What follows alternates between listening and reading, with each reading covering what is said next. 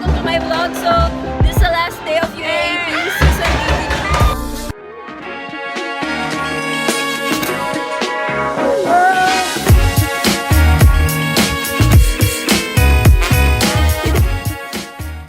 82. Hey guys! Welcome back to my YouTube channel. For those who are new here, hi, I'm Marjorie Denise or Marj. And for today, I decided to do like a continuation of my first college video. So for this one, I decided to tackle more on how it's like to be a student athlete in the Ateneo, because for those who don't know, I am actually a member of the FAST Ateneo swimming team. And being a student athlete in the Ateneo is probably one of the most fulfilling things I've done during my freshman year. Although I've been a student athlete ever since I was in grade school, the excitement and the competition level just keeps on getting higher and higher, which makes it really challenging for a college freshman like me. But to be honest, it's actually quite fun as well. And the time that I felt like I was an official student athlete in college was during our cheer rally. Well, since I've been with FAST ever since my senior high school days, I've been seeing a lot of posts back then about their cheer rally, and I told myself that I'd be part of that cheer rally someday. Gratefully, I did, and I was actually so excited to have my first ever cheer rally. Marj, are you excited for your first cheer rally? I am excited! Oh my God! Finally, I'm a freshman! Okay, ako'y. They actually have this tradition in which the college freshmen actually have to undergo like an initiation. So for every sport, there's a different initiation for the freshman students. Well, for swimming, we had to wear our swimming goggles, our cap, our pads, our fins, and even our snorkels while entering the Blue Eagle gym. And we were like in front of a lot of college students. It was actually kind of humiliating, but I just went for it because I told myself that it will be the first and last time that I'll be doing it during a cheer rally. Well, this is just some of the many fun things about being a student athlete in Ateneo. But of course, there are also other responsibilities to do, such as studying and training. Well, to be honest, things used to be easier and simpler during the beginning, but things get harder in the long run. But you know, as a student athlete, you just really need to learn how to balance your time with your academics and with your training. So I'll start off with the academic side. Although Ateneo has a block system, if you're a student athlete, most likely you'll have classes in which you're separated from your block. Well, this usually happens when your training coincides with your class, and especially if your UAAP season is fast approaching. Of course, you don't want to miss your training sessions and at the same time be able to attend your classes as well. For example, in my case, I had a lot of classes in which I wasn't with my blockmates. Usually, I was with another block, or perhaps I'm also with other student athletes who were separated from their blockmates as well. But honestly, it was actually something I could say an advantage for me because I'm the type of person who really likes making new friends. And because of being a student athlete, I was actually able to make a lot of new friends, acquaintances, and even met some constants in college as well. In fact, I actually have like a class in which 1/3 of my classmates were athletes, and it was so cool because whenever I talk with them, somehow they have the same sentiments as I do. So it was pretty cool as well. And you know, you really have to have friends in your class. At least one friend who you can rely on. Because especially that you're a student athlete, most likely there will be times when you will be absent because of a competition like UAAP. And so it's actually good that you have friends in that class so that you could ask for help from your friend and ask for notes so that you could somehow be able to catch up on the lessons you've missed for that class. So I guess one of the things that's uniquely Ateneo is the fact that they really prioritize academics. Especially if you're a student athlete in Ateneo. If you fail a subject or if you aren't able to meet the cutoff, most likely you won't be able to play in UAAP.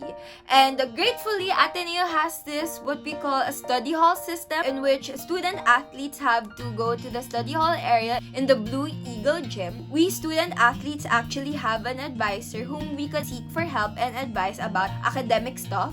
During my time, freshman student athletes have to accumulate a total number of 8 hours per week in the study hall. In fact, I was able to make new friends from different sports and was able to somehow get to know them even more. And I think it's also a great way for students to maximize their time in studying. And the study hall area is actually a great place for the students to rest after their morning training and also before their afternoon training. So speaking of trainings, the training program for each sport is different. But to give you an overview of our training schedule, when UAAP is fast approaching, most of the time, our training schedule starts at around 6 a.m. in the morning. So after our training, most of us would go straight to class and then we go back to the pool for our afternoon swim session at 3:30. Then after our swim session, we do some land training and we usually end at around 6 to 7 p.m. So technically, that's how our training works. But guys, our training is like hell. And it's so tiring. Marj, how was the workout?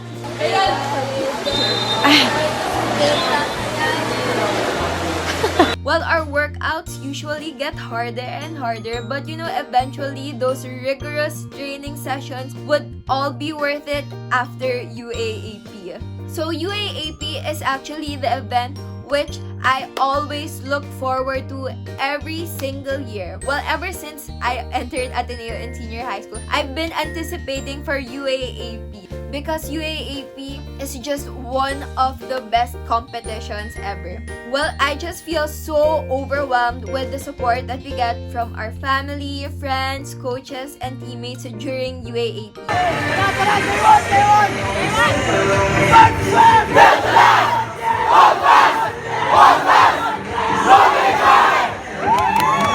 And the energy of the people is so high, as in sobrang hype ng mga tao during UAAP.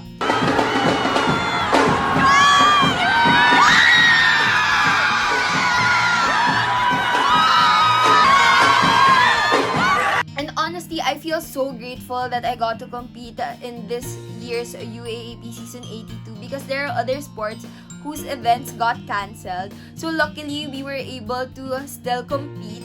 And I'm so blessed and honored to be part of this champion team. In fact, I actually got to be closer with my college teammates because back then, I was super shy. Well, hindi naman super shy, pero nahihiya rin naman ako mag-approach sa mga college teammates ko. But then eventually, during this UAAP, somehow we were able to bond with each other. And wala, super grateful ko lang. It's a humbling experience for me to train, compete, and win alongside these amazing swimmers. And honestly, yung mga upperclassmen ko, sila yung mga idols ko talaga. And I'm so grateful that I got to swim with them this season. And also, after UAAP, I also got to experience Bonfire with my teammates. It was actually a great experience for me because we had free food and the food was so good, guys. And it was also my first time to go up on stage because back then, I've been to different bonfires already and palagi ko na lang nakikita yung mga umaakit ng stage, yung mga champions na nanalo. Tapos eventually, ako naman yung kasama doon. Wala, sobrang overwhelming lang. And for the first time, na-experience ko rin siya. And I'm just really thankful to have such wonderful teammates like Fast.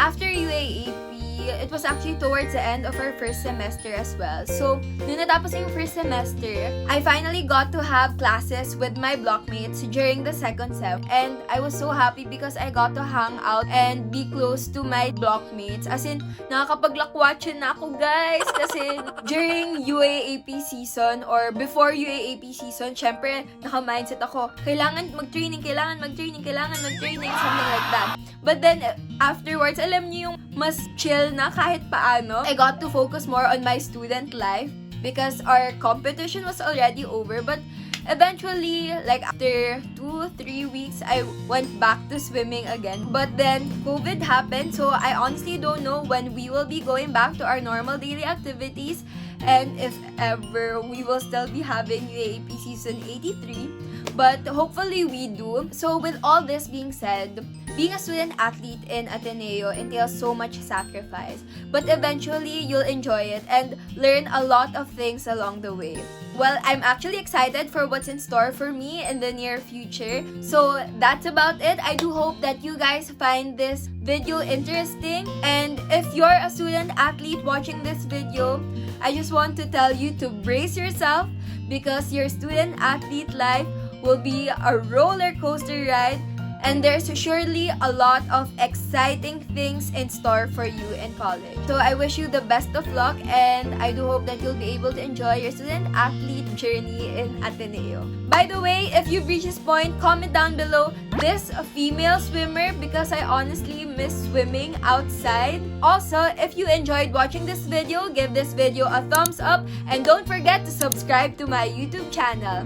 Also, let me know down below in the comment section what other video contents I should do here in my YouTube channel. Thank you so much guys for watching and see you on my next video. Bye!